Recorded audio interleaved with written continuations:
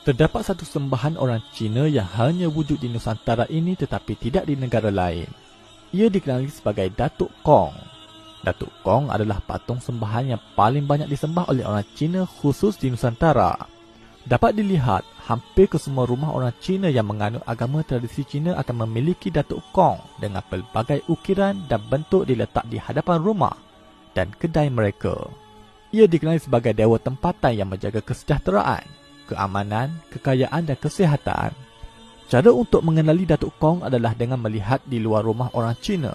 Terdapat sebuah altar kecil berbentuk rumah berwarna merah atau kuning yang diletakkan limau atau nenas beserta colok di hadapannya. Di dalam altar kecil ini akan didapati adanya patung-patung kecil, kebiasaannya adalah nama orang Melayu.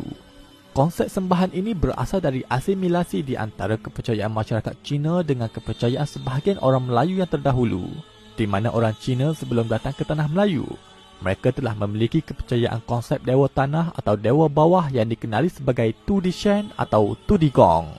Yang mana dewa itu terdiri dari roh, yakni individu sama ada raja, dermawan atau orang baik yang telah meninggal dunia. Lalu roh individu tersebut disembah dan dianggap sebagai roh yang akan menjaga mereka di sekitar daerah tersebut. Setelah kedatangan orang Cina ke tanah Melayu, kepercayaan Tu Di Gong turut dibawa bersama. Pada masa yang sama, mereka melihat sebahagian orang Melayu juga memiliki kepercayaan yang hampir sama, yang dikenali sebagai konsep Datuk Keramat. Yang mana konsep memuliakan Datuk Keramat ini juga memuja roh orang soleh yang telah meninggal dunia, sama ada di kubur atau kawasan tertentu.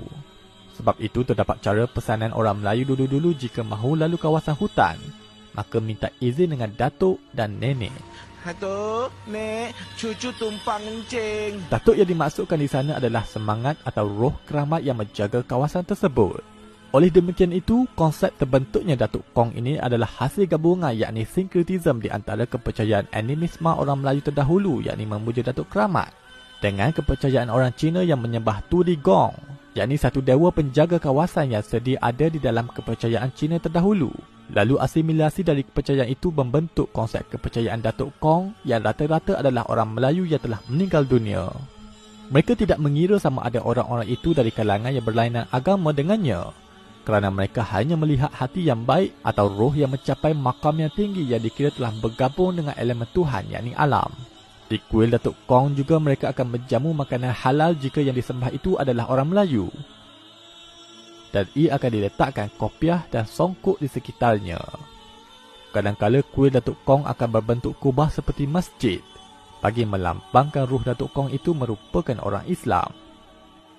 Mereka percaya Datuk Kong yang merupakan salah satu cara mereka berdoa untuk mereka mendapat kebaikan dari ruhnya, dengan beristighosah untuk meminta dengan ruh orang alim atau orang baik.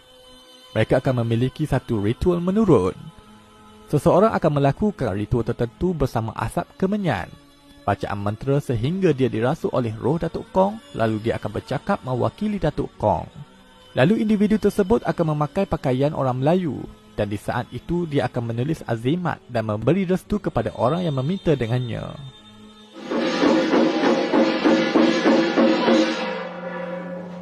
Assalamualaikum. Waalaikumsalam. Datuk. Malah pada setiap perayaan agama Islam atau hari keraiyaan orang Melayu, mereka juga akan menjamu dan melakukan ritual meraihkan hari raya bersama Datuk Kong. Ya, semakin maju, menganut petunjuk di sini semua sehat, selamat, makbul. Selamat Hari Raya Aidilfitri. Kuat dah. Barang tak mania sikit saja.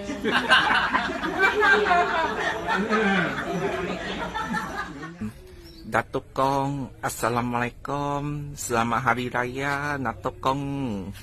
Heng, ong, huat. Datuk, saya kasih kopi. 2 cawan kopi, cola, nyok, biskut, bunga kasih Datuk Heng.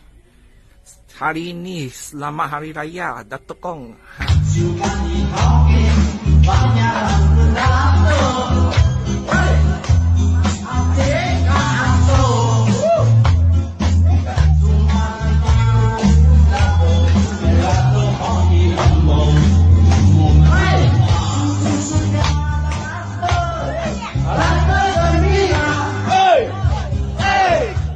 Kepercayaan masyarakat Cina memahami bahawa alam ini hidup bersama dengan Tuhan dan roh.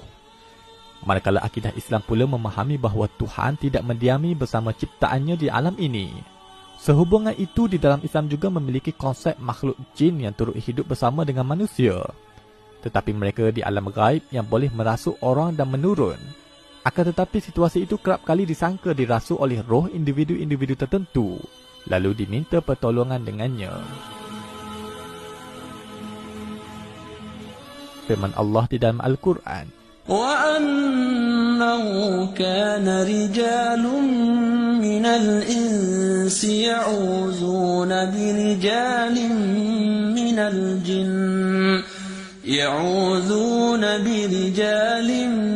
مِّنَ الْجِنِّ فَزَادُوهُمْ رَهَقًا